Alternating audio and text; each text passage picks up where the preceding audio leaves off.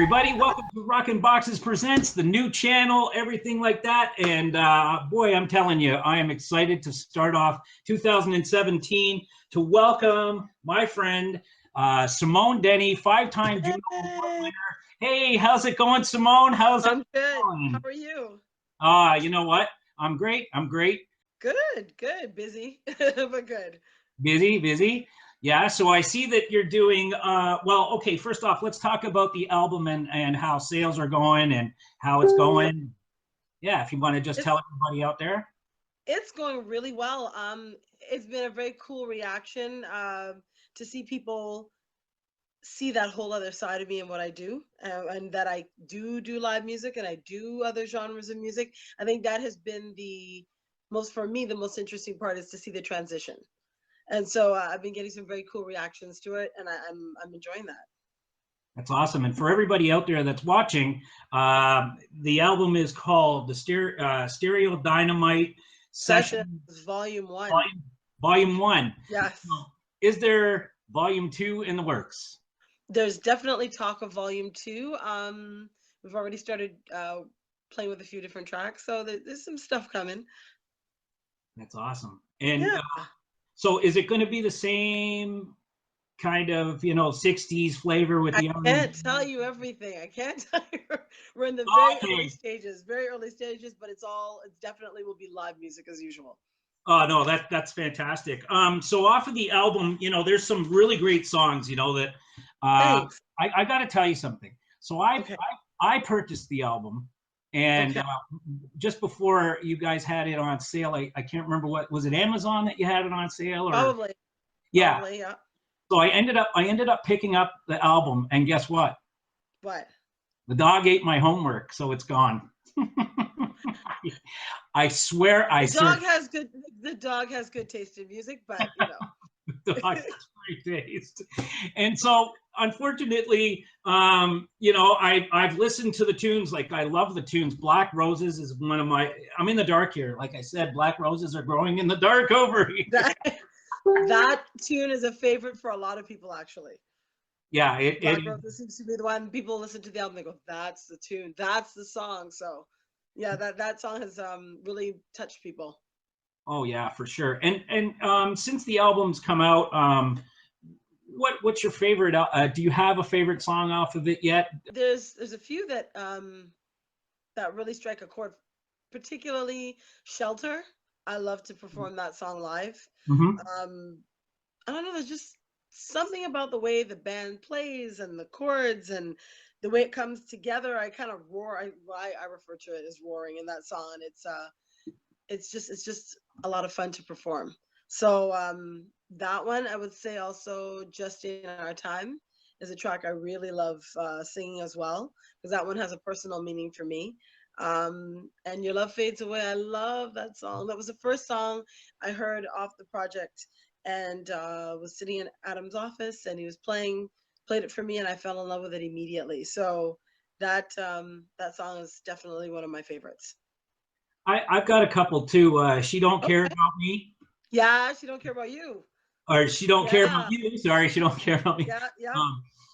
That song has got that old 60s kind of 50s, 60s kind of flavor to it. I really do like it. But like when album first came out, I was glad to have listened to it before the first time when we met here on YouTube.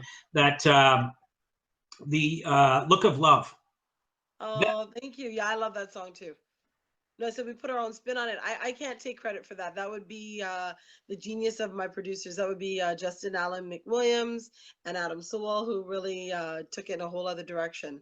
And when they played it for me, I was like, that's actually very cool. And it's a song that when I sing it live, people start mouthing the words, and when I hit the chorus, they're like, oh, I know that song. I'm like, yeah. So it's a nice change. It really is. ABC was one of my favorites growing up. It was amazing, yeah. And then like they had like, now I'm going to take you back a little bit, not ABC, but It's My Life. That's not ABC, but that's Talk Talk. Yes. So I'm going to take you back a little bit, and I'm going to touch on when you did Broken Bones at the Inspire, I'll sit here all night and I will listen to that song Oh, thanks. over and over Thank again. you. Well, you know, when I used to DJ, these Okay. were the hot tunes way back when, and we talked That's a true. little bit about that. So True. let's talk about your BKS days and Sure. Chris Shepard, if that's okay. Taking you back to Absolutely. 1994, 92. Woo. I know it's been a long time. I Welcome know. back. So let's talk about BKS and what you're All doing, right, talk to me. and then moving along to Love Inc. Okay. So what happened with all of that? What was I guess Chris was going in a different direction. It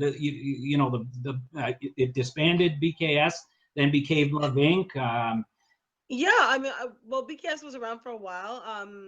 We did Dreamcatcher, Take Control, Astroplane, quite a few hits, and actually, that's where I got my first Juno as part of a dance group. Was from BKS, and then Chris, I just think he was the creative guy that he was. He wanted to expand because dance was getting and house music was getting hotter and hotter, and he had a vision for another group, and BKS disbanded, and he called me and he said, "Hey, I'm gonna do another group, and I'd like you to be the lead vocals." And I was like, "Sure." And not quite knowing what direction he was going in. It was myself, Brad Damon, and Chris, and we'd sit down and go over the songs and try things out in the studio. And before you knew it, Vic signed it, and off it went to BMG. That's amazing. And Yeah. so then you got the BKS disbanded, and you guys moved on to Love Inc. Now Yes. you have worked with some really great. I mean, Adam Sewell is amazing. Like I've listened to He's a some of, great guy. and he's very creative, and Extremely. he's got a wide variety of music genres that he touches on. Yourself, Yes. himself. I believe he's into like the punk thing too, right? Funk, hard metal, everything. Yeah. Yeah. So when Love Inc. came out, how did that all come about? And I guess Chris approached you and said, "Hey, we need you back," kind of thing, or we just want Like I you. said, he literally just called. He called after he disbanded with BKS, and he kind of laid out the vision he had for the new group, and he wanted me to. He asked if I'd do the lead vocals on it, so we started trying a few things in studio, and before you knew it, Vic BMG was interested, and well, I think he'd probably lined up Vic and BMG probably ahead of time, letting them know what he had in mind. And when we did a few songs in the studio, it clicked. That was with Brad Damon. Brad was young and up and coming producer then, quite amazing at what he does, and it just took off. That's awesome. Now, Yeah. as a child, when you were in school, you wanted to do visual arts, and you were Yeah, visual art and fashion design. yeah. Yeah. So I'm just doing a segue here into what you're doing now, Okay. because you're a Fashion Plus model. Yes. And Curvy fashion model. Yeah. yeah, no, and you know what? It's fabulous. You guys look great. So talk a little bit about that and how that all came about. And obviously, you're going down a different avenue for something different. Obviously, yeah. Going in a few different directions at once. Well, Mhm. fashion and fashion design, visual has always been a passion of mine, whether it's even down to painting. So, and for years, people had asked me to model, and I never really took it seriously. It was something that I was like, oh, I sing. I don't really. I'm not a model, but I sing, and I'll stay there. And then for Your Love Fades Away. Um, Another plus model in the community here had connected me with Stephanie Augustine from Sexy Plus, and it came. The question was asked again. She's like, you should model. You have a presence, and I was like, me, really? And so I said, okay, I'll try out for Montreal Plus Fashion Week.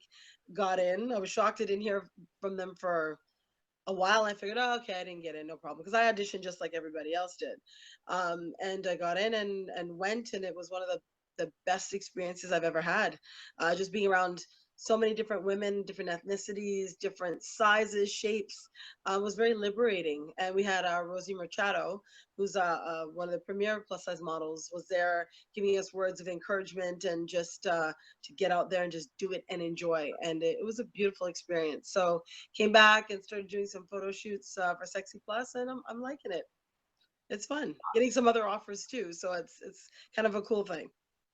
You know, you have this beautiful presence, and you are a beautiful woman, and Thank you.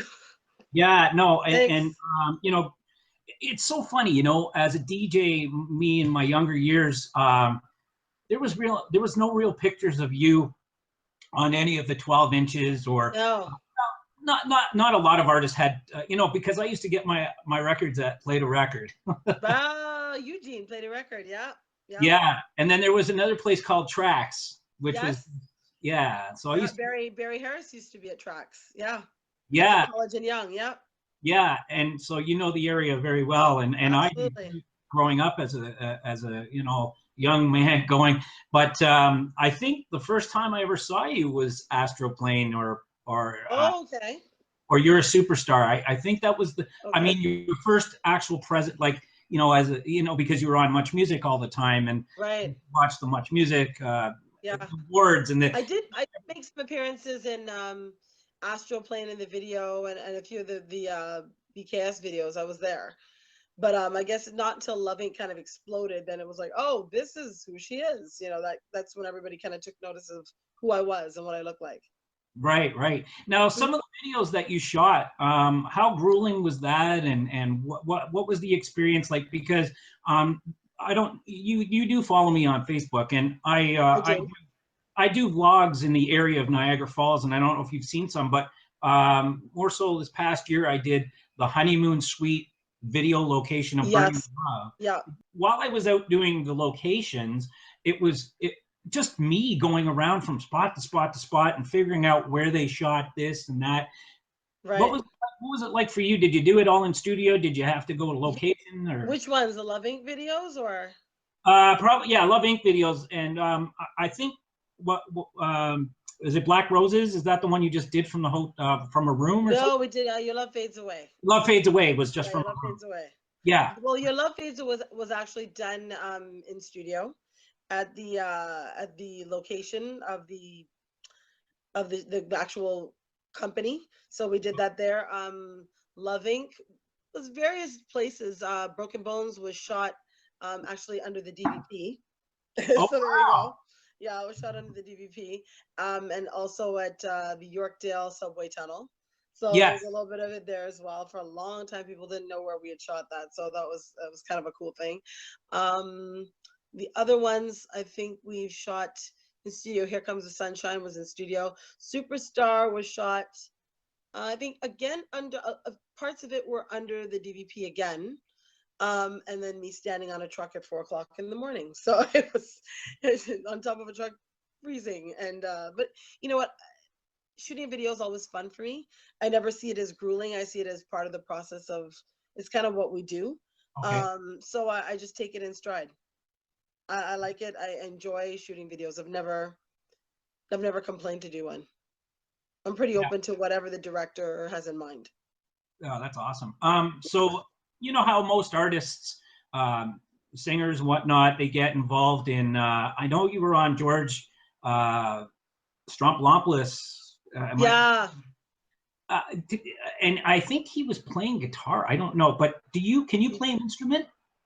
You know, I have tried to play. I played the best instrument I have played was a clarinet.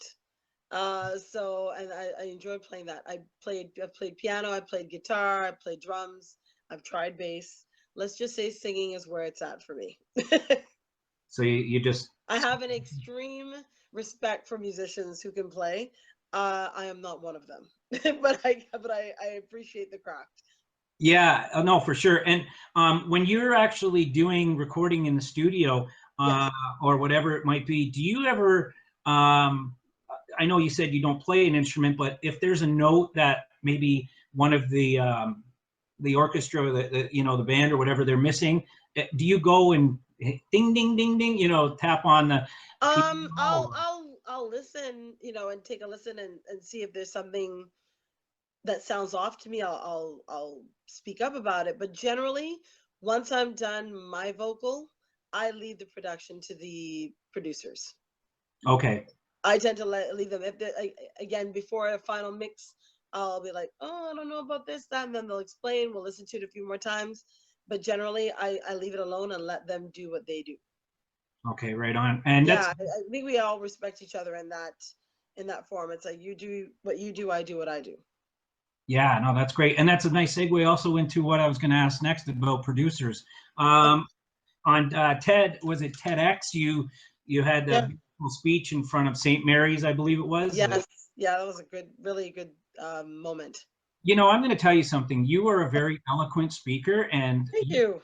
no, I'm not. I'm not kidding. When I Thanks. watched that a few times, and I'm looking, Okay. I'm saying, why doesn't she do motivational speak, like motivation, like a Tim Robbins kind of or something? Well, I probably will do more of that. I tend to just naturally be a very motivational person. I like to put out a lot of positivity. So I've also been asked to write a book. So that might be in the works too. So with that, there will come more motivational speeches. Yeah, no, that's awesome. We had Adolfo Quinones, who was on from the movie. Remember Breakin' and Breakin' One, Yes. Two? Yep. Well, he was on with us, and he's also put out a book. He's a dancer. He's Yep. Madonna calls him the best effing dancer she's ever seen. He's also Okay. danced with Michael Jackson. But yeah, he recently Nice. put out I think it's a memoirs or something like that. But yeah, no, that would be really good for you to. That would be really good for you to put out a book. Yep. I won't say what it's about, but it's definitely coming. Yeah, no, that's awesome. And when you do have it, please, I'd love to have you on to promote Oh, I'll that. let you know for sure. You'll Yeah. know. So let's talk about that a little bit. And I don't know if you can say maybe, this producer that you were talking about saying no, no, no, no, you had the wrong look, you have this, you have that, and now it's like you can look back and say, nanny, nanny, boo, boo, look at you, huh? Look You at me know what? It's now. never funny enough. Never been about that for me. I've bumped into that producer many times since, and don't even have that conversation. I just kind of do my thing and move on. There's no time to look back and say, haha, I told you so. Yeah, that's fine. Even singers like Adele have also mentioned things about size and weight in terms of you're listening to my voice. It's Mhm. really about my voice at the end of the day. I know image is part of our industry, and I've always been very conscious of looking good and dressing well so that people, you're dressed appropriately for whatever venue you're at or wherever you're singing. But I love to sing and I love what I do, and I don't think my fans have ever really cared. When I would tour with Love Inc., they would even start to dress like I did, and we all had a good time. We got up. They ultimately left with their hands in the air, and they were like, "I had a good time," and that's really what it's about. We connected, Yeah, you know. and So, and I remember being at the Much Music Awards one year. I think it was one of the last ones I was at was Aqua was on stage winning, and we were up for the best dance category. And yeah. this young lady walked up to me and she just said, I just want to say thank you for always, you make the big girls look good. And I was like, thank you. And I never got her name. I don't know where she is, where she's from, but that always stayed with me because it was like, oh, somebody's looking. Because when I would get dressed, going, hair's got to be on point, clothes got to be on point. Doesn't matter what size I am. Me and other women are beautiful no matter what size we are. So I think it's important to dress the way you feel and emulate that positivity wherever you go, because you never know who's watching. You're inspiring someone and you never know who that person may be. Yeah, no, and that's a good point, and it's great that you have the confidence. And as time has gone on, I mean, obviously you're a great Canadian artist, and um, you're so down to earth, and regardless of whatever kind of awards you've won in your past, 5-time Juno Award winner, as far as I'm concerned, I see them equivalent to the Grammys. I don't care who you are or what you do. you've never won a Grammy, but the point is I feel that they're both equivalent because I mean, you're on the same, Absolutely. yeah, you're the same kind of artist as a Martha Wash, Oh, thank you. no, I mean the big voice of a lot of these artists from way back when. Yeah, well, thanks for sharing everything with us, Simone. My pleasure. It's been great. I'm so glad that you came on. If there's anything out there, is there anything else you want to tell anybody about that you've got coming up? Wow. There's a few things coming up. I mean, there's the Black Diamond Ball that will be at the Royal York, February 25th, I believe. So that'll be, I'm going to be taking you back a little bit on that show. So it'll be fun. And there'll be tour dates coming up for myself and the Stereo Dynamite All Stars this summer. So look out for those. And that'll be the live, me with the band. You with the band? Are you going to Yeah. be? I thought the last time we spoke, did you do Ottawa? Were you in Ottawa? Or No, were you no, I touring? haven't done. Nope, but that'll be on the list for this year for sure. Okay. Well, thanks for having me on. Yeah, no, thank you. And a special thanks to Adam Sewell at Stereo Dynamite for having Simone come on with me. She's an honor and it's an honor and a pleasure to talk to her as well. Please go and buy her album, Stereo Dynamite, The Sessions Volume 1. And be looking out. Come check us out on tour. And help get her out on tour. Yeah, you can get. Where can you get the album? Now is it still? You can buy it at HMV. You can buy it on Amazon, iTunes.ca. It's everywhere. All right, and you can check me out on Spotify too. So Spotify as well. Mm-hmm. Yeah, that's awesome. And so for me. Thank you very much, everybody. Be good to one another. And from Rockin' Boxes Presents this week, this was an awesome interview. And as Simone always says on her, I don't know if she does it on Twitter, but I know she does it on Facebook. Hashtag. What do I say? Hashtag repost. Repost. There we go. Absolutely. Thank you so much, Simone. Everybody out there, Thanks so much, take care.